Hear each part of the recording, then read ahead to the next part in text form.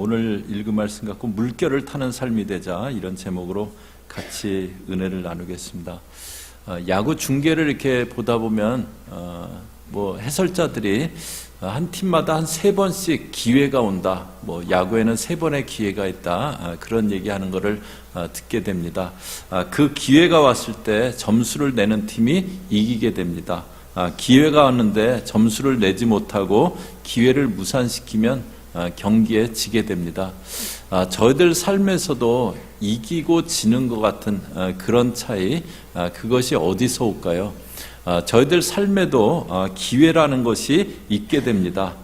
누구나 이렇게 기회가 있게 되는데, 그런데 삶의 차이가 나는 그 요인이 몇 가지 있겠지만, 그 중에 하나가 기회가 주어졌을 때 그 기회를 잘 그렇게 붙잡는 사람, 그런데 그것을 붙잡지 못하는 사람, 거기서 삶의 차이가 만들어지게 됩니다.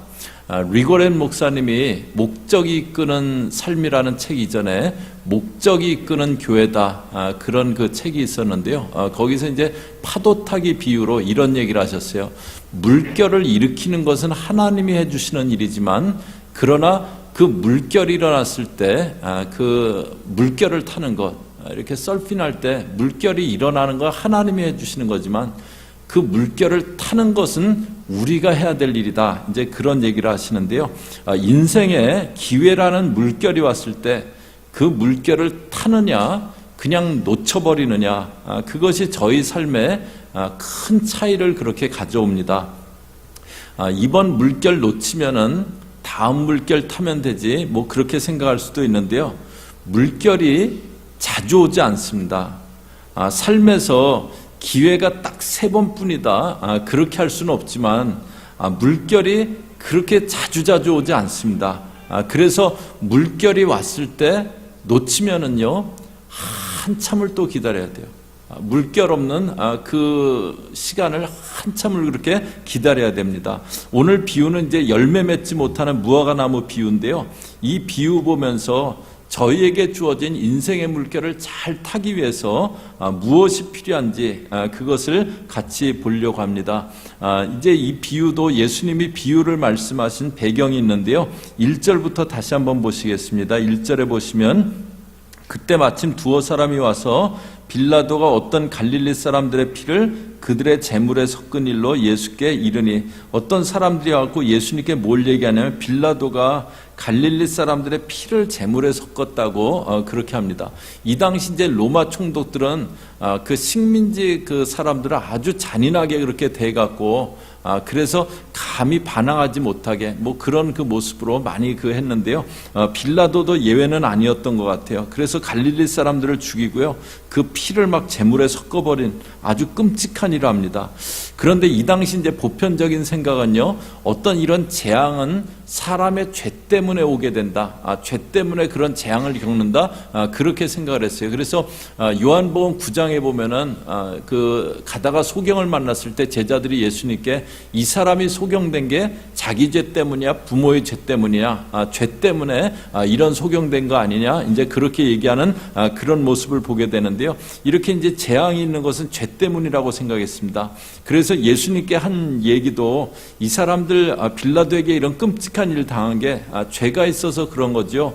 그런 의미가 포함되어 있는 거예요. 그런데 또 그 마음에는 그 사람들은 죄가 있어서 그런 일이 일어났고, 그런데 나는 그 사람들보다 지금 나은 모습으로 살고 있다, 그 마음도 있는 거예요.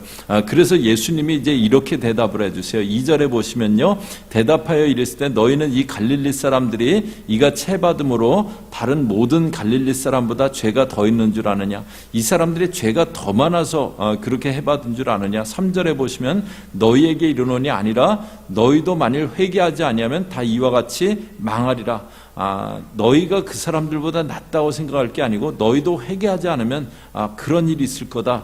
또 4절에 보면요, 실로암에서 망대가 무너져 치어져 죽은 18사람이 예루살렘에 거한 다른 모든 사람보다 죄가 더 있는 줄 아느냐? 이 당시 이제 실로암에서 망대가 무너져서 18사람이 죽은 그런 일이 있었던 것 같아요. 그 사람들이 죄가 더 있어서 그런 줄 아느냐? 5절에 너희에게 이르노니 아니라 너희도 만일 회개하지 않으면 다 이와 같이 망하리라. 지금 예수님이 말씀하시는 포인트는요, 이런 일이 있을 때 나는 그들보다 더 낫다, 그런 모습으로 생각하지 말라고 하시는 겁니다. 나는 그들보다 낫다, 그것은 우월감의 마음이잖아요. 다른 사람들이 이렇게 왜 저러지 하면서 판단하는 그런 마음이잖아요. 교만한 마음이 이제 그렇게 표현이 되는 건데요. 그런데 저희가 교만한 마음이 있고 높아진 마음이 있으면은요, 분별력이 흐려지게 됩니다. 마음이 높아져 있을 때 분별이 흐려지게 돼요. 이렇게 마음이 높아진 것은요, 눈이 높아진 그 상태입니다. 높은 곳에서 이렇게 바라보면요, 밑에 것들은 잘 안 보입니다. 아주 바짝 엎드려 있으면은요, 모든 것이 빠짐없이 이렇게 다 보이는데, 눈이 높은 곳에 있으면은 밑에 것들은 이렇게 안 보여요. 그래서 모든 상황들을 다 보지 못하는 거예요. 분별이 흐려지게 됩니다. 그래서 높아진 마음이 있으면은요, 기회가 왔는데 지금 기회의 물결이 오고 있구나, 그것이 보이지가 않는 거예요. 그래서 그냥 기회를 흘려보내고 놓쳐버리기가 쉽습니다. 또 마음이 높아져 있으면은요, 관계가 어려워집니다. 저희가 마음이 이렇게 겸손할 때요, 낮은 마음일 때요, 만나는 사람들 보면서 참 이렇게 귀한 분이네, 참 괜찮은 분이네, 그런 마음으로 이렇게 상대편을 이렇게 존중하는 그 마음으로 그렇게 대하는 거예요. 그런데 이렇게 마음이 높아져 있어요. 그럼 사람을 딱 만나는데 벌써 눈을 딱 내리깔고 이렇게 딱 보는 거예요. 그러니까 상대편도 기분이 나쁘잖아요. 지가는 좀 안 좋은 얘기고, 자기가 얼마나 잘나서 그런 거야? 이렇게 나를 존중하는 사람은 이렇게 마음이 열립니다. 나를 좋게 생각하는데 굳이 싫어할 이유 없잖아요. 근데 나를 이렇게 좀 그렇게 보면은 마음이 다치는 거예요. 그런데 기회는요, 대부분의 경우 사람을 통해서 옵니다. 대부분의 경우 기회는 사람을 통해서 와요. 그런데 마음이 높아져 있으면요, 나를 안 좋게 생각하는 사람이 많이 있으니까요, 기회가 현저하게 줄어듭니다. 그래서 잠언은 이렇게 얘기해 줍니다. 잠언서 16장 18절이요. 저희 앞에 보시면서 같이 읽습니다. 시작. 교만은 패망의 선봉이요 거만한 마음은 넘어짐의 앞잡이니라. 교만하면 패망으로 간대요. 거만하면 넘어지게 돼 있대요. 마음이 높아진 사람은요, 기회가 주어졌는데 그 기회들을 자꾸 놓쳐요. 그러면서도 나는 이제 더 좋은 기회가 올 거다라고 자만하고 있는 거예요. 그런데 기회들이 잘 안 오는 거예요. 그래서 삶이 점점 내리막길로 내려가게 됩니다. 높아진 마음이 저들 기회를 놓치게 그렇게 만들어요. 그 다음에 이제 이렇게 자기에게 와서 이 사람들이 죄 때문에 이런 거 겪은 거죠. 그런 사람들에게 회개할 것은 너희라고, 자신이 더 나은 존재라고 착각하지 말라고 하시면서요, 예수님이 비유를 말씀하세요. 6절에 보시면요, 이에 비유로 말씀하시되 한 사람이 포도원에 무화과 나무를 심은 것이 있더니 와서 그 열매를 구하였으나 얻지 못한지라. 한 사람이 포도원에 무화과 나무를 심었대요. 그런데 이게 좀 이상하죠. 포도밭이면 포도나무를 심어야 돼요. 그런데 포도밭에 무화과 나무를 심었대요. 이것은 하나님의 은혜를 얘기해 주신 겁니다. 저와 여러분을 하나님이 자녀 삼아 주셨어요. 그런데 저와 여러분은 하나님 자녀가 될 그 자격이 전혀 없는 그런 자들이에요. 포도원에 전혀 어울리지 않는 무화과 나무 같은 그런 존재들이에요. 그런데 전적인 하나님의 은혜로 저와 여러분을 택해 주신 겁니다. 전혀 어울리지 않는 저희들, 무화과 나무 같은 저희들을 포도밭에 심어 주신 거예요. 하나님의 은혜입니다. 그런데 이 무화과 나무가요, 열매를 맺지 못하는 거예요.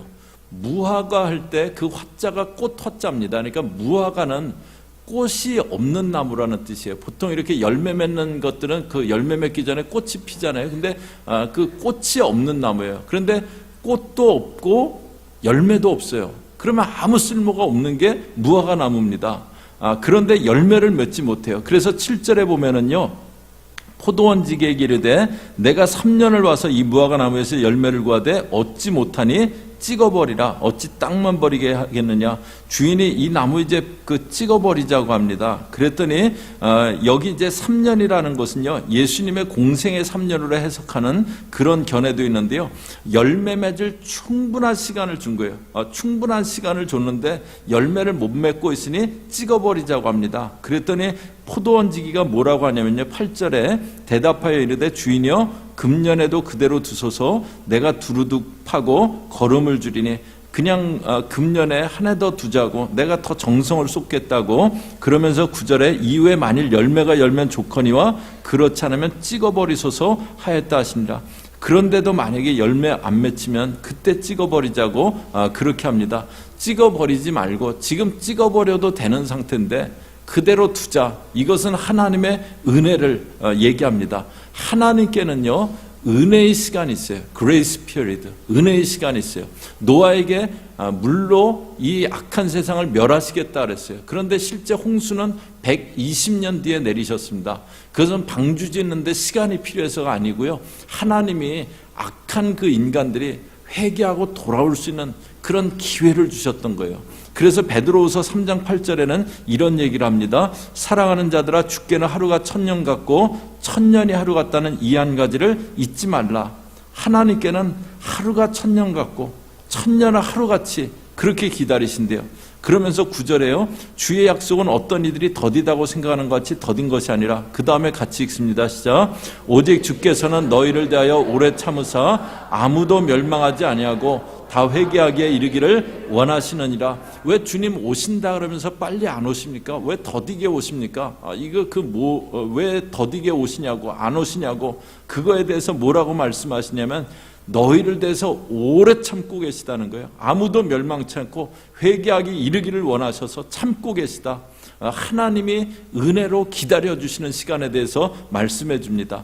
저와 여러분은요, 찍어서 버려졌어야 될 그런 존재들인데요, 버려지지 않고 남아있는 자들입니다. 찍어서 내다버릴 존재들인데요, 기다려주고 계시는 거예요. 저희들을 이미 하나님이 버리셨어도 버리셨어야 되는데 저희들을 기다려주신 겁니다. 그러니까 저희들은 그 은혜의 시간 가운데 살고 있는 거고요. 얼마나 감사합니까? 그런데 저희가 살아가면서 감사보다는 투덜거림이 훨씬 더 많을 수도 있어요. 전에 제가 한번 이렇게 읽어드린 글인데요, 이런 글이 있어요. 세탁하고 다림질해야 될 일이 산더미라면 그건 나에게 이불옷이 많다는 거다. 이른 새벽 시끄러운 자명종 소리에 깼다면 그건 내가 살아있다는 거다. 이메일이 너무 많이 쏟아진다면 그건 나를 생각하는 사람들이 그만큼 많다는 거다. 몸에 맞는 옷이 없다면 내가 지금 잘 먹고 있다는 거다. 혹시 오늘 아침에 예배 오면서 이거 옷 맞는 것도 없고 입을 거 하나도 없네, 그런 분들은 잘 드시고 계신 겁니다. 할 일이 산더미예요. 와, 나는 완전히 일하라고 태어난 인생이구나. 그러기 쉽잖아요. 아침에 일어나면서 또 하루를 살아가야 돼. 이제 그러면서 아침을 그러고 있을 수도 있잖아요.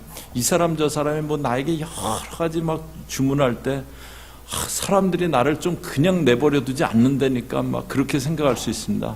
그런데 저희들 일할 것이 있다는 게 감사한 거잖아요. 저희가 아침에 일어날 이유가 있다는 게 감사한 거잖아요. 주의 일에 분주한 것, 그 감사한 거잖아요.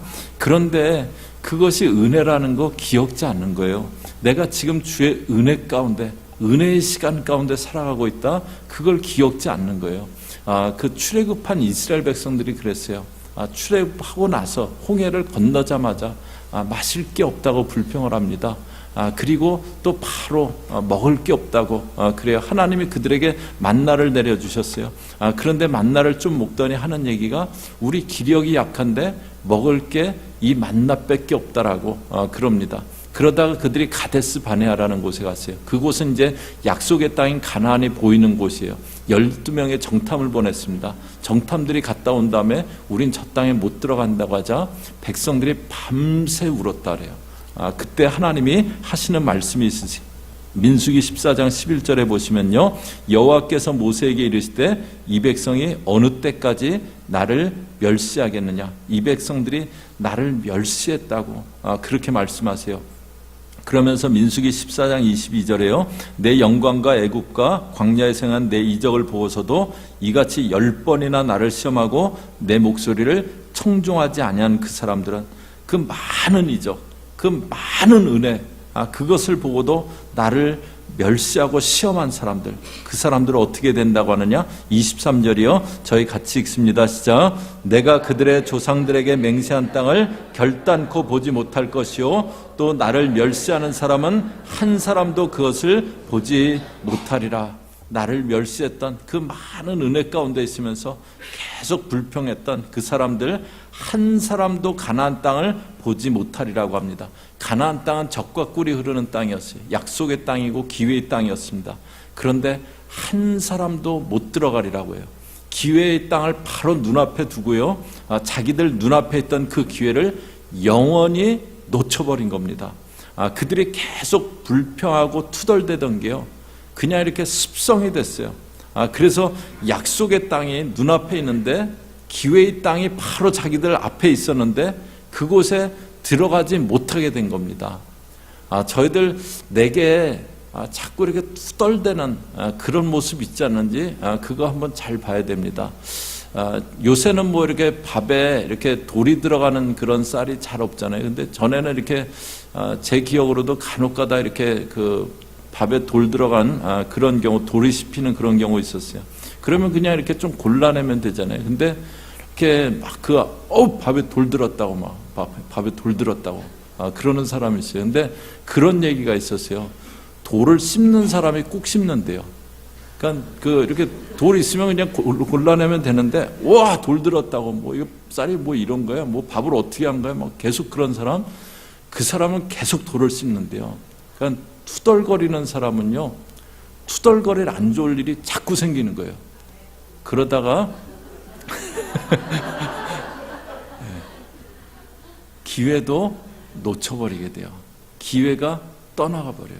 자꾸 투덜대는 사람은요, 기회가 떠나갑니다.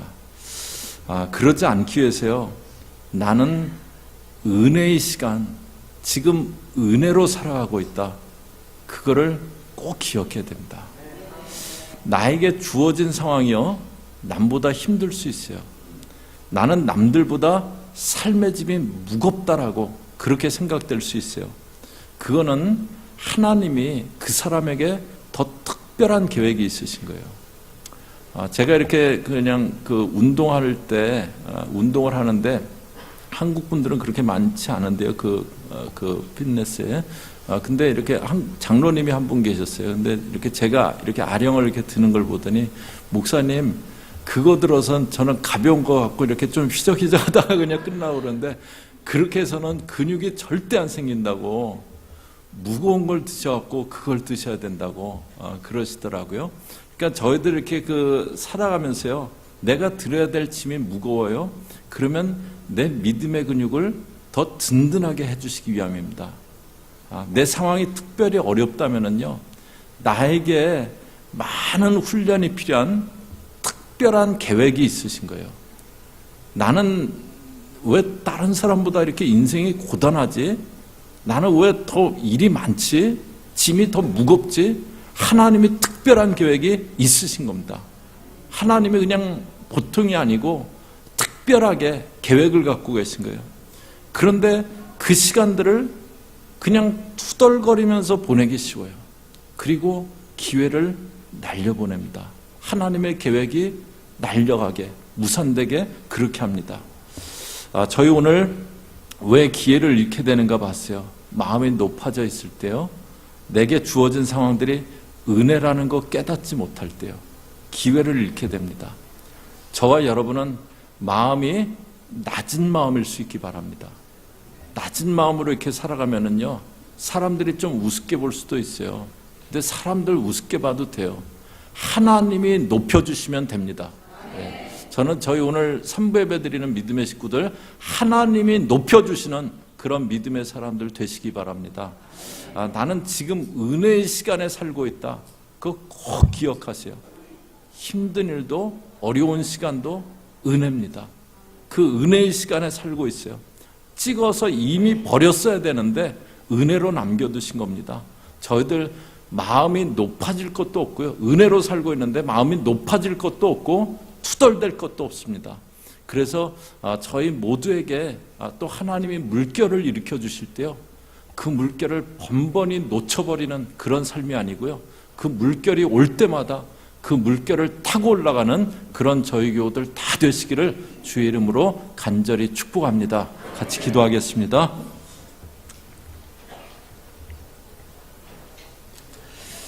하나님 아버지, 저희들 모든 순간들이 주의 은혜인데 하나님 마음이 높아져서 내가 잘난 것처럼 생각하던 순간들도 있습니다. 또 그 은혜를 기억지 않고 투덜대던 불평하던 그런 순간들도 있습니다. 하나님, 이제 불평하지 않고 또 마음 높아지지 않고 낮은 마음으로 늘 감사하며, 그래서 은혜의 물결이 올 때 하나님 아버지 그 물결을 타는 인생들 되어지게 저희 3부 예배 모든 믿음의 식구들 붙잡아 주시고 함께하여 주옵소서. 약속의 땅, 기회의 땅을 앞에 두고 그것을 놓쳐버리는 그런 일들 절대 있지 않도록 저희 모든 믿음의 식구들 붙잡아 주시고 함께하여 주시옵소서. 예수님의 이름으로 기도 올리옵나이다. 아멘.